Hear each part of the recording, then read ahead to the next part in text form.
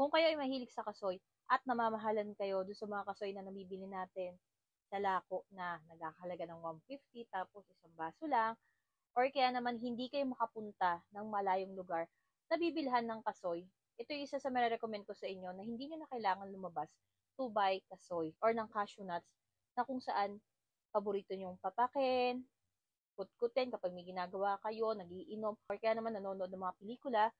Sa ito recommend ko sa inyo, buy one, take one pa. Ito ang recommend ko sa inyo, ang roasted cashew nuts na kung saan zero trans fat, okay, cholesterol free, and buy one, take one. Diba? Kanya naman kung gaano karami ang nabili namin. Kasi, mahilig ang asawa ko sa cashew nuts.